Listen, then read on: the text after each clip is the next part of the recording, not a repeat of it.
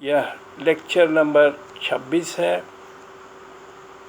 प्रकाश के सीरीज़ का। यह अंतिम लेक्चर है। इसमें हम प्रकृति में बनने वाले कुछ परिदृश्यों के बारे में समझने की कोशिश करेंगे। पहला है, आसमान नीला क्यों दिखाई देता है।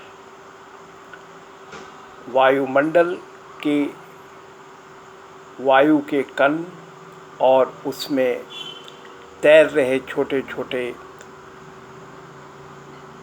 टुकड़े डस्टों के, ये बड़ी तेज़ी के साथ नीले प्रकाश की रश्मियों को स्कैटर कर देते हैं, फैला देते हैं, और इसका नतीजा ये होता है कि हमें आसमान नीला दिखाई देता है। ये वायु के कण और ये उड़ रहे डस्ट के कण ये लाल रंग की किरणों को भी स्कैटर करते हैं, लेकिन नीले प्रकाश की रश्मियों को तेज़ी से करते हैं। इसीलिए उसी का प्रभाव हमें पहले पड़ता है और हमें आकाश में उसका रंग जो है नीला दिखाई देता है। दूसरी स्थिति में आते हैं, सुबह और शाम सूरज लाल क्यों दिखाई देता है। उस स्थिति में पृथ्वी पर सूरज से आने वाली किरणें सबसे ज़्यादा लंबा दूरी तय करती हैं और जिस सतह में आती हैं वह सबसे घना सतह होता है वायुमंडल का, और उसमें जो डस्ट के कण होते हैं वे लाल रंग की प्रकाश की किरणों को छोड़कर उन्हें पहले ही स्कैटर कर देते हैं, और नतीजा ये होता है कि हमारी आँखों में सिर्फ लाल रंग के प्रकाश की रश्मियाँ आती हैं और हमें आसमान लाल दिखाई देता है। तीसरी स्थिति है, बंद कमरे में यदि कोई सुराख हो, उसमें धुआं हो रहा हो या डस्ट उड़ रहा हो और उस सुराख से यदि प्रकाश की रश्मि आती है तो वह रश्मि जो है एक जगमगाते हुए पथ की तरफ दिखाई देती है।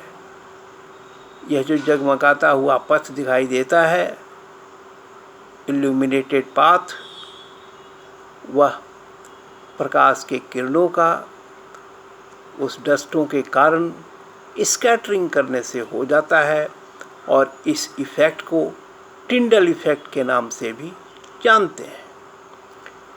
चौथा है, मरुभूमियों में कभी कभी जहाँ जल नहीं होता है वहाँ हमें जल दिखाई देने का आभास होता है, और कभी कभी खजूर के पेड़ वगैरह या ऊंट वगैरह उल्टे दिखाई देते हैं, जैसे वे किसी जल के सरोवर के पास खड़े हैं।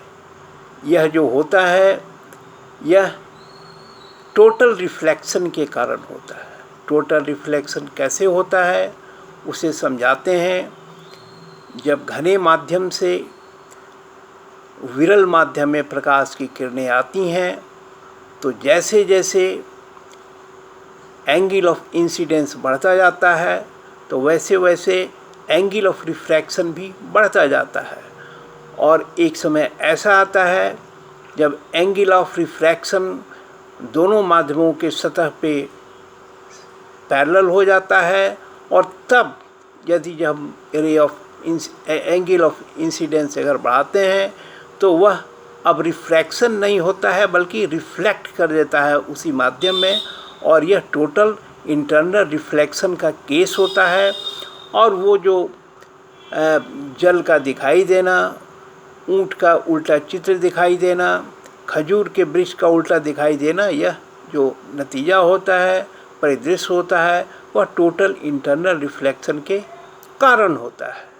और इस तरह से अब प्राकृतिक परिदृश्यों में बनने वाले चीज़ों का जो वर्णन मैंने किया है अब वह समाप्त हो रहा है और अब हम फिर भौतिक विज्ञान के नए चैप्टर्स में प्रवेश करेंगे और जो आने वाला चैप्टर है वह होगा इलेक्ट्रिसिटी, विद्युत, जिसे हम लेक्चर नंबर 30 से शुरू करेंगे। बीच के लेक्चर्स जो हैं, नंबर्स जो हैं, वो आपके प्रश्नों के लिए रिजर्व रखे गए हैं। यदि आप प्रश्न पूछेंगे उसी सीरीज से आपके उत्तर दिए जाएंगे। Please wait for that. Thank you.